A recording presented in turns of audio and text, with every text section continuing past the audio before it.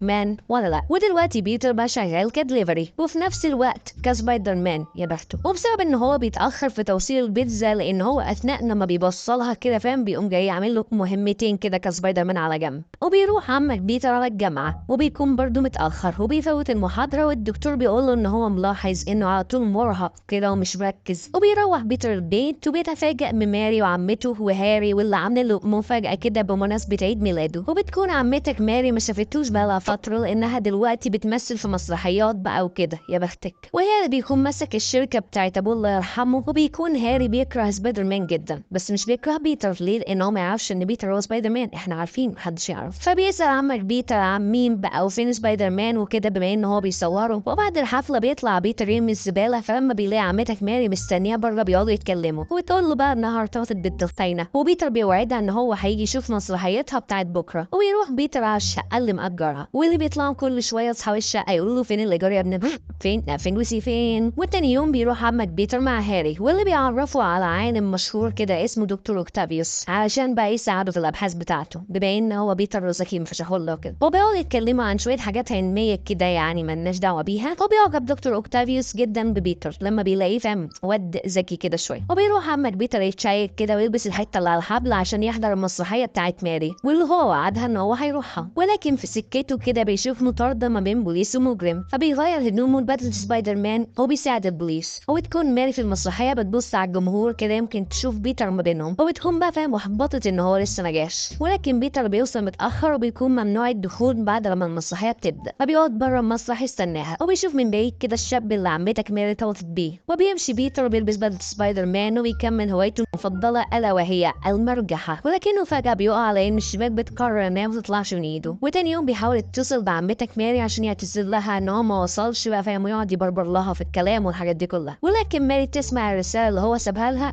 ومش بترد. وبيروح بيتر لعمك دكتور اوكتافيوس واللي بيكون بيستعرض اختراعاته بقى واللي يبقى حاجه ليها علاقه بالطاقه كده مالناش دعوه. وبيستعرض حاجه كده عامله شبه دراعات يعني فاهم بتتوصل في العمود الفقري وبيقدر يتحكم بيها عادي. وبيبدا يشغل اختراعه واللي هو عباره عن زي محاكي للشمس. ولكن فجاه مصدر الطاقه ده بيشتغل زي المغناطيس وبيبدا يسحب كل المعادن ناحيته لحد لما مكان بيكثفوا دماغهم. فصباح الفل يا عم الزكي بتعمل محاكي للشمس اكيد هيطلع جاذبيه عاليه وهيطلع عين امك ذكاء. فبيكون عمك هاري هيتأذي ولكن بيظهر بيتر كسبايدر مان وبينقذه. وبتموت مرات دكتور اوكتافيوس. وبيكون في شريحه في الدراعات اللي مربطه دكتور اوكتافيوس دي بتخليه هو اللي يتحكم في الدراعات مش الدراعات اللي تتحكم فيه، فبتتكسر لما المكان بيجي يتدمر. وبينقلوا عمك دكتور اوكتافيوس للمستشفى. وقبل ما يفكوا الدراعات دي بتبدا بقى انها تهاجم كل الناس. وبيخرج دكتور اوكتافيوس والدراعات بتبدا تهاجم في البشر كله. والتاني يوم في الصحافه جيمس بيسمي دكتور اوكتافيوس بدكتور اوكتوبوس او دكتور اخطبوط يعني. الله الواد ده الراجل ده عليه شويه اسامي كده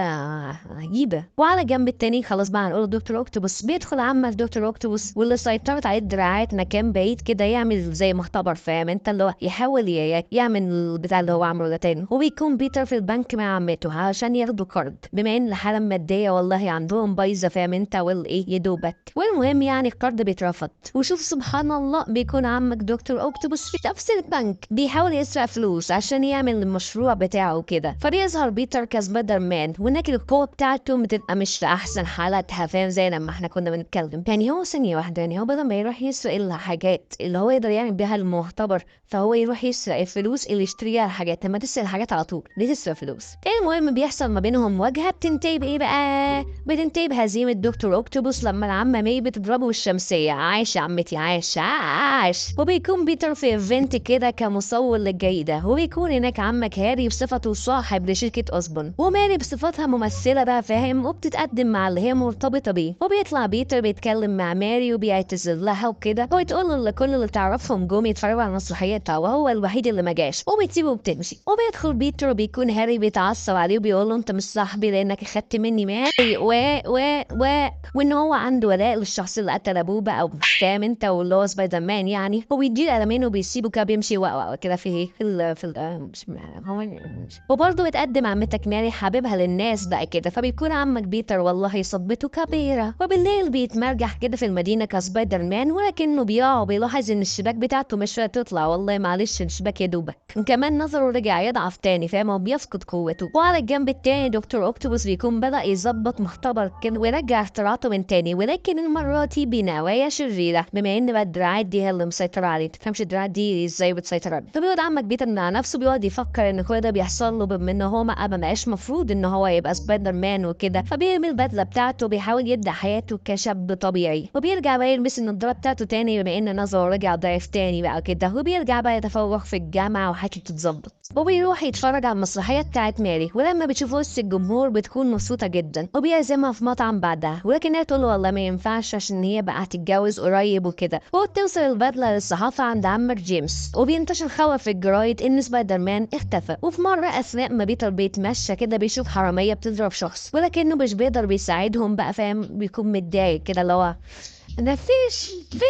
وبيروح مع عمته يزور قبر عمه، والله مع عمته وعمه بجد انا مش بتروح. ولما بيروح بيحكي الحقيقه اللي حصلت له، وان هو يومها ما راحش المكتب ولكنه راح حلبة مصارعه، وحكى كل احوال المجرم اللي سابه، بالتالي العم بين اتقتل. وبتكون مصدومه جدا من اللي سمعته عمته. وهنا هنروح لبيت هاري، واللي فجاه بيهجم عليه دكتور اوكتوبوس علشان عايز يجيب له مواد معينه كده تساعده في الشيء اللي هو بيصنعه. كمان انا قلت لك انت لازم كل حاجه بالفلوس. فعمك هاري بيلاقي ان دي فرصه، وبيطلب منه ان هو يقتله سبايدر مان، وهو هيجيب له كل حاجه هو عايزها. عايز كمبيوتر خد، عايز بلاي ستيشن خد، خد. وبيقول له ان بيتر باركر بيصور عمك سبايدر مان وهيقدر يوصلك ليه. وفي اثناء ما بيتر بيتمخطر في الشارع كده بيشوف في حريق في مبنى، فضميره بيأنبه وبيدخل ينقذ طفله من جوه، وبينجح والله قصير يا عم بيتر.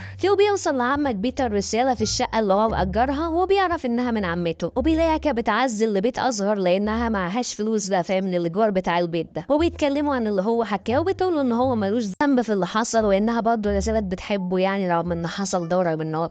وبيروح بيتر في اليوم ده وبيقرر يجرب قدراته تاني يمكن تشتغل ولا حاجه، فبيعمل لها ريستارت كده وبينط من فوق مبنى، ولكنه مش بيطلع شباك وبيقع زي الهبل. وتاني يوم بتطلب ماري انها تقابل بيتر، وبتقول له انها صدقت ان هو اتغير، وبتساله بتقول له يعني بصراحه كده اذا كان بيحبها بقى ولا لا. هات من الاخر يا اسطى يعني بالله عليك. ويجاوب بيتر بان هو مش بيحبها. جرى يا ابني في ايه؟ فبتقوم جايه قايله له كده طب معلش ممكن تبوسني كده، انا عايزه اتاكد من حاجه بس. ما انت جرى وليا فيها وليا لا بالراحه مش بالسرعه دي. طيب وقبل لما بتبوسه بيحس بيتر بخطر، وفعلا بتتحدف عليهم عربيه فجاه كده، فبياخدوا ماري وبينط بيها. وبيدخل عليهم دكتور اوكتوبوس وبيقول لبيتر يروح يقول لسبايدر مان ان هو عايزه في حوار، وان هو لو ما قالوش هيقتله ماري. وبيقوم خاطفها والحمد لله. فبيتعصب جدا بيتر وهو انا لسه كنت هبوسك ايه اللي هو انا لسه كنت هبوسها يا عم، طب رجعها، طب ببوسها خد التاني طيب. وبيلاحظ عمك بيتر ان هو رجع يشوف تاني من غير نضاره، وده معناه ان القوة الخاصة بيه قد رجعت من تاني. وبيروح عمك بيتر يسرق البدلة بتاعته من الصحافة، وسبايدر مان بيرجع لنا من تاني والحمد لله. وبيروح فعلا يقابل دكتور اوكتوبوس وبيضربوا بعض، وبيحصل ما بينهم قتال كبير فوق القطر. فيقوم دكتور اوكتوبوس ماسك الناس كده من القطر وبيحدفهم عشان بيتر فاهم يلحقهم. بيقوم جاي مكسر المحرك بتاع القطر فاهم ويشغله على اقصى سرعه عليه. فيكون بيتر لازم يوقف القطر لان كل اللي في القطر دول لو هم وقفوش هيتقلعوا يعني، والبقاء لله بقى. وبيحاول بيتر بكل قوته ان هو يوقف القطر، وبيقدر يوقفه فعلا على اخر لحظه بعد لما بيكون اتفشخ حرفيا، فاهم انت؟ في مشهد جامد ثقة. والمهم في الاخر بيقدر ان هو يوقف القطر فعلا على اخر لحظة بعد لما بيكون تعب جدا بقى واغمى عليه. فالناس بتشيله جوه القطر وبيكون وشه بان وكده، ولكنهم بيدوا الماسك بتاعه بيقولوا ان هو ما شفناش حاجة. وبيظهر عمك دكتور اوكتوبوس ابن الصرمة تاني، ولكن الناس بقى بتدافع عن بيتر، فبكل سهولة كده فاهم بيزحهم من طريقه. ولكن بيتر بقى بيكون في قمة التعب بتاعته وبيتخطف. هو يوديه دكتور اوكتوبوس لهاري بالفعل، وبياخد منه المواد اللي هو محتاجها وبيسيبهم لبعض فبيتعاملوا مع بعض. وبيحضر هاي السكينه كده عشان يقتل بيها سبايدر مان. ولما بيشيل الماسك بتاعه بيتصدم ان هو بيتر باركر، فبيفك بيتر نفسه كده اثناء ما هاري مصدوم وكل اللي في دماغه ان هو بيتر قتل ابويا. بيتر قتل ابويا يا بيتر. وعمك بيتر بيقدر ان هو يعرف المكان بتاع مختبر دكتور اوكتوبوس، وبيحصل ما بينهم مواجهه، وبيحاول بيتر يوقف الاله بتاعته هي اللي تتعمل انها هتقتل نص المدينه، فاهم انت؟ اللي هو ما قتلت مراتي بس لا انا نص نفس المدينة كمان. وبتحصل نفس اللي حصل تاني، والآلة بتعمل حفل مغناطيسي جامد جدا وبتبدأ تشد كل حاجة. وقبل لما تسحب عمتك ماري بيلحقها بيتر على آخر لحظة والحمد لله. وقبل لما دكتور أوكتوبوس يقتل بيتر بيقدر إن هو يدمر الدراع بتاعته، فبيفوق وبيكون عايز ينقذ الدنيا. وتشوف ماري وش بيتر وبتعرف إن هو سبايدر مان. ودكتور أوكتوبوس بيقدر إن هو يوقف الآلة وبيضحي في نفسه في مشهد مؤثر فعلا يعني فيه. وقبل لما يقع السلول المختبر على ماري بيلحقها بيتر تاني. ايه يا جدعان في ايه؟ هو بيقول لها ان احنا لو متنا دلوقتي فانا فعلا بحبك يا ماري، ده اللي مجنناني. وبينجو والحمد لله وبيهربوا. ويكون عم كاري في بيته بقى بدأ يجيله هلاوس دابوه كده، وبيشوف نفسه في صورة ابوه في المراية. ولما بيتكسر المراية من العصبية بيكون وراها المختبر بتاع ابوه، واللي كان فيه البدلة والأسلحة بتاعت جرين جوبلin، وكمان في مصل كده فاهم انت ايه زيادة. وبعدها بيكون جاله وقت بقى بتاع فرح عمتك ماري على الواد اللي هي المفروض تتجوزه، ولكنها مش بتحضر الفرح وبتهرب مع عمك بيتر. هو تروح له فعلا وتقول له انها بتحبه وانها عايزة تكمل معاه، وبيبوسوا بعض. مش لاقي حد يدفع عليا حتى. ودلوقتي بيتر بقى بيوازن ما بين حياته كطالب وكسبايدر مان ومع ماري والحبشتكنات دي كلها. وبيروح لماري المسرحيه بتاعتها بعد لما بقيت بقى نجمه بقى، فاهم انت، بنت بقت نجمه جامده فرحوا مش عارف. والمهم عمك هاري بيكون هناك في المسرح، ولما بيخرج بيتر بيشوف هاري وبيبقى عايز يكلمه ويفهمه اللي حصل وكده، ولكن هاري بيرفض يسمعه وبيسيبه يمشي. فلما بيرجع لعمتك ماري تاني بيقول لها انها كان ادائها عظيم انها عدى على المسرح. وهاري بيكون في بيته بينفذ على نفسه نفس التجربة اللي عملت انفصام في الشخصية لأبوه وخلته مجنون كده وخلته جرين جوبلin. وبيتر وماري أثناء ما هم قاعدين بيستجموا كده وبيحبوا بعض بيقع نيزك من الفضاء، وبيبقى نيزك ده عليه مادة ما. ولما بيركب عمك بيتر العجلة بتاعته بتلزق المادة دي في العجلة من ورا. وفي نفس الوقت بنشوف مجرم كده بعد لما هرب من السجن وبيطاردوا البوليس، واللي بيهرب لبيته اللي موجود فيه مراته وبنته المريضة. وبتكلموا بنته بيقول لها ان هي وحشته جدا وبتديله السلسله بتاعتها، ومراته بتقول له ان هو يمشي وبيمشي والحمد لله. وبنروح لعمك بيتر لما بيكون في بيت العمه مي، وبيقول لها ان هو هيطلب من ماري ان هو يتجوزها بقى، اصل بقالنا كتير صراحه يعني ايوه ده الوزه. وبتقعد بقى العمه مي تحكي له اللي هو عم بين اتقدم لها ازاي، وبتديله الخاتم اللي العم بين اداهولها عشان يتديه يعني عشان هو بقى يديه لماري، فاهم، بيتوارثوا الخواتم. سبحان الله. ما عندنا هنا بقى معلش انا وتشي خالتي قبل مش عارف ايه جابلتين ومحبس وانسيال ومش عارف وجالها تو كلب بعد كده لازم اجيب زي بتاع خالتي وبتاع عمتي. والمهم يعني اثناء ما هو في السكه لشقته بيهجم عليه عمك هاري بالزلاجه بتاعته وكل الاسلحه بتاعت الجرين جوبلin اللي هو ابوه كان جرين جوبلin يعني كده، وبيكون عايز ان هو يقتله وبيكون متعصب جدا، وده طبعا بسبب المصل اللي هو خبله. وبيدور ما بينهم مواجهه رغم ان بيتر مش عايز يأذي هاري باي طريقه. وبيقع منه الخاتم اللي جدته مين، وبيقع منه الخاتم اللي العم مي اديتهوله، وبيبقى كل همه ان هو يرجع الخاتم ويقدر ان هو يلحقه قبل لما يضيع. وبيهرب من هاري ولكن بيعمل له فخ كده وبيقع فيه، ولكن بيقع وقعه جامده جدا. فبيتر الحمد لله بينقله للمستشفى قبل ما يحصل له حاجه. وعلى الجنب التاني بيكون المجرم اللي احنا حكينا عنه ده البوليس بيطارده بعد لما هرب من البيت بتاعه، فبيوصل لمنطقه محظوره كده بيتعمل فيها تجارب، ولانه بيكون مركز في الهرب فبيدخل وبيقع في الجهاز اللي بيكون يعني جهاز كده لتفتيت الجزيئات، يا فاهم انت، بيفتفت اللي في الفلافيت. والمهم يعني الراجل بيتفتفت ويتعمل لشويه رمله. واثناء لما عمك بيتر في المستشفى بيفوق عمك هاري وهو فاقد الذاكره، فبيكون مش عنده اي كره لبيتر ولا فاكر اي حاجه اصلا. واخر حاجه بيكون فاكرها ان هو وقع وخبط راسه وشكرا. وبيكون بيتر مبسوط جدا بقى يعني فاهم، الحمد لله ده نسى كل حاجه. وبنشوف المجرم اللي اتحول للرمال ده وان هو لسه عايش ولكن كرمله، وبيقدر ان هو بقى يحاول ان هو يشكل نفسه من تاني على شكل بني ادم. وبيتر على الجنب التاني بيكون بيستعد ان هو يتقدم لعمتك ماري، ولكن ماري بتيجي وبتكون متضايقه جدا لان هو اتكتب عنها كلام وحش عن اخر مسرحيه في الجرايد وكده، فبيكون ده يعني مش وقت مناسب خالص يعني تكي وانا بتقدم لك الكتاب عندك هي بقى الله ده انت عارفه راوي صراحه انا بيتر والله. المهم بيعرف عمك بيتر ان في جريمه قريبه، فبيلبس البدله بتاعته وبيروح على هناك، وبنشوف ان الماده الفضائيه دي لسه في الاوضه بتاعته، وبيكون في المكان ده في مبنى بينهار وبتكون هناك زميلة عمك بيتر جوين ستيسي، فبينقذها عمك بيت، وبيكون هناك المصور الجديد بتاعت صحيفة عمك جيمس واللي هو اسمه ايدي بروج. وبيروح عمك ايدي لعمك جيمس وبيحاول ان هو يبيع له الصور اللي هو صورها لسبايدر مان، وبيوصل بيتر كمان عشان يبيع صور برضه، وبيكون ما بين بيتر وايدي زي منافسة كده. وبيقول جيمس ان اللي هيصور سبايدر مان وهو بيعمل جريمة هياخد وظيفة ثابتة. وبيروح بيتر مع عمك هاري تاني البيت ويرجعوا بقى يهزروا زي زمان فين لما كانوا صحاب وكده.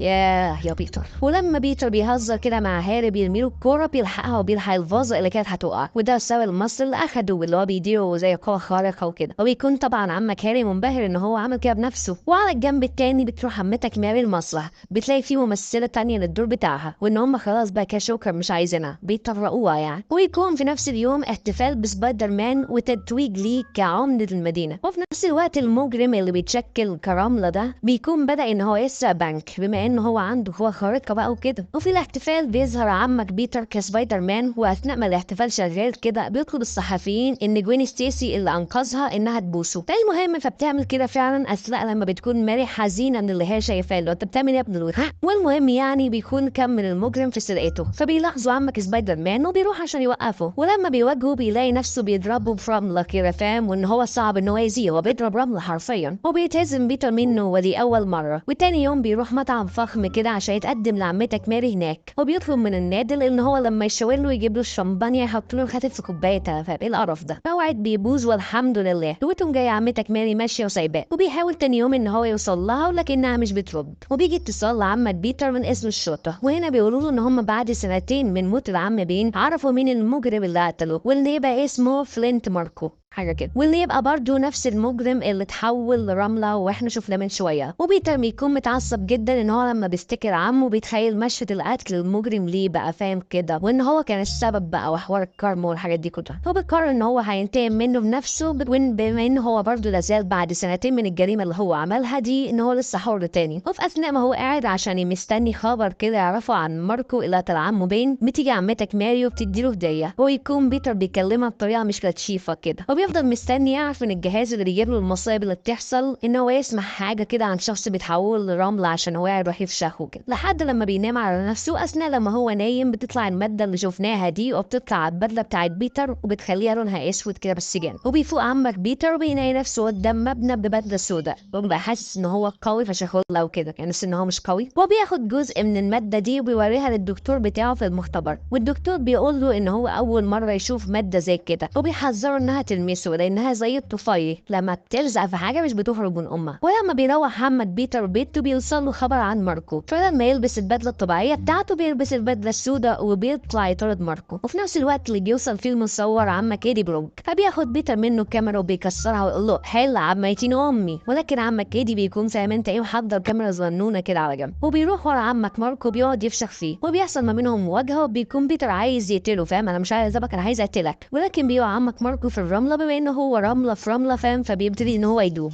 فلما بيشوف عمك بيتر بيفتح عليه خزان الميه عشان يموته فاهم، اخلص من امك. وبيخرج بيتر واللي بتكون شخصيته اتغيرت جدا وبقى عصبي ومغرور والحاجات دي كلها، وده كله بسبب الماده اللي غيرته. ولما بيقلع بيتر البدله بتاعته بيرجع طبيعي جدا مفيش اي حاجه. وبيروح عمك بيتر لعمته بيقول لها ان ماركو اتقتل واللي قتله يبقى عمك سبايدر مان. وتكون عمه مين مستغربه جدا لان لان عمك سبايدر مان مش بيموت حد، فازاي يموت ماركو. وتكون متضايقه ان بيتر مبسوط من موته، وبتقول له ان انتقام حاجه وحشه يا ابني، وبيحول الشخص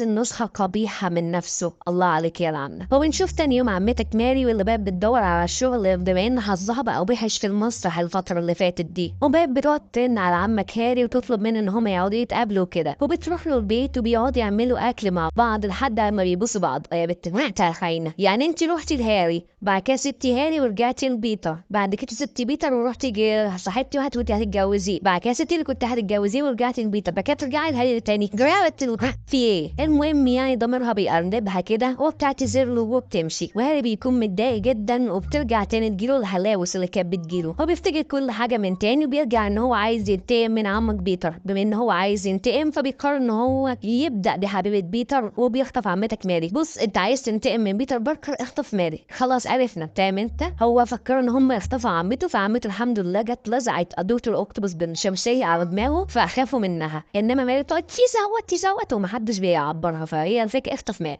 عايز تجيب بيتر اخطف ماري. وتاني يوم بتوصل لبيتر مكالمه من عمتك ماري، هو اللي تطلب منه ان هو يقابلها حالا. هو بيقابلها هناك وبتقوله ان هي مش عايزه تكمل معاه ولا تشوفه من تاني، وانها بتحب حد تاني، وبيكون هاري هو اللي مسلطها انها تقول له كده. وبيروح هاري يقابل عمك بيتر، وهناك بيقول له ان هو الشخص الثاني اللي ماري بتحبه. يا ولاد الوعاء انتوا بتحفلوا عليا. وبيكون بيتر مش مستوعب ان دي ايه يا جدعان. وبيروح بيتر بيقرر ان هو يلبس البدله السوداء ويروح لعمك هاري، وبيلبسها تحت الهدوم بتاعته. بيروح له وبيحصل ما بينهم حوار حاد كده لحد لما بيبداوا يضربوا في بعض. وبيكون هاري عايز يقتل عمك بيتر، ولكن بيتر بيكون قوي جدا بسبب البدله اللي هو لابسها، وبيضربوا لحد لما بيوقعوا في المختبر بتاعه. وبيقعد بيتر يقول لهاري كلام حاد وكلام فاهم ويعني كده فاهم انت، المهم انك هتبقاش فاهم. وقبل لما يمشي بيرمي عمك هاري القنبله بتاعت الجرين جوبلin المشهوره دي، بيرميها عليه، بس عمك بيتر الحمد لله بيلحقها وبيشدها بسرعه وبيرميها ناحيه عمك هاري، فبتنفجر في وشه والحمد لله.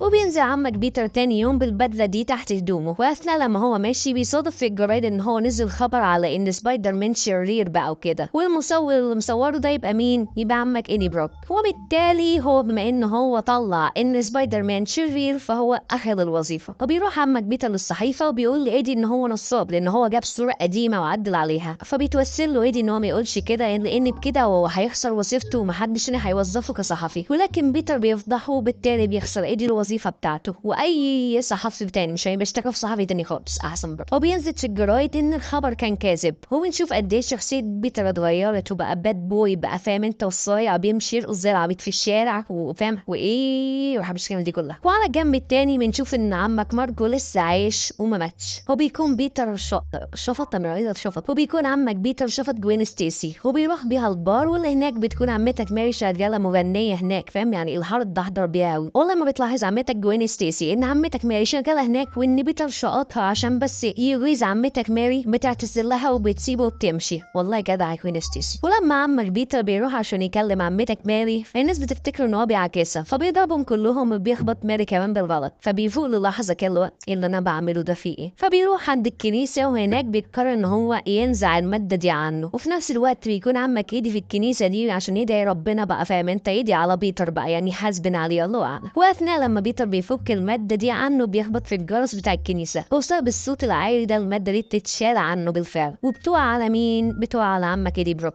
واللي بيروح يقابل عمك ماركو بيقول له ان هو كمان عايز يقتل سبايدر مان. بص انا طلبت في دماغي دلوقتي ان انا اقتل سبايدر مان، وهم مع بعض فاهم انت سبايدر مان مش هيقدر عليهم. وفي نفس الليله بتتخطف عمتك ماري. ليه؟ عايز تجيب بيتر، لا لازم تخطف ماري معروفه. المهم يعني على ايد مين؟ على ايد عمك ايدي بروك، وبيعلقها بالتاكسي وبينزل خبر في الاخبار، وبيكون بيتر شايف كل ده فبيلبس البدله القديمه بتاعته وبيجري على المكان. وعلى الجنب التاني بيروح عمك بيتر لهاري واللي وشه اتشوه بسبب الانفجار اللي حصل له، فبيقول ان هو محتاج لان هو مش هيقدر يوقفهم لوحده. ولكن هاري بيطرده وبيقول له انت ما تستحقش مساعدتي انت.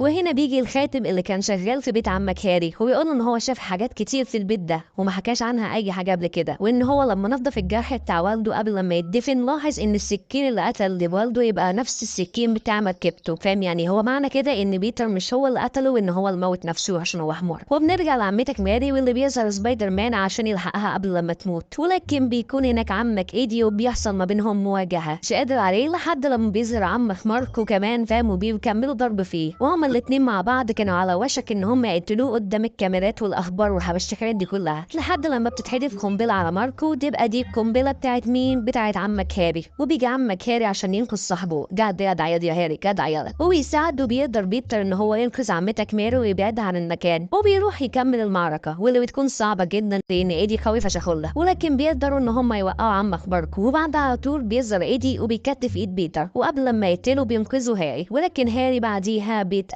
في مشهد مؤثر. احمد كاتب لي مؤثر بجد المره دي، لكن انا برضه لسه زلت هقول مؤثر سيكو. المهم عمك بيتر بيفتكر ان هو لما كان جنب جرس الكنيسه كانت الماده دي ضعيفه بسبب الصوت العالي الحديد وكده، فبيعمل شويه دوشه كده بالحديد لحد لما الماده انفصلت عن ايدي. واول لما بقت وحدها اخد بيتر واحده من القنابل بتاعت هاري وحدفها عليه، ولما ايدي بيرمي نفسه على الماده فاهم انت عشان يلحقها بيموت معاها. وبيكون ماركو لسه حي وبيقول لبيتر ان هو ما كانش عايز كل ده يحصل، وان هو عمل كل ده عشان يبقى معاه فلوس عشان يعالج بنته بيها.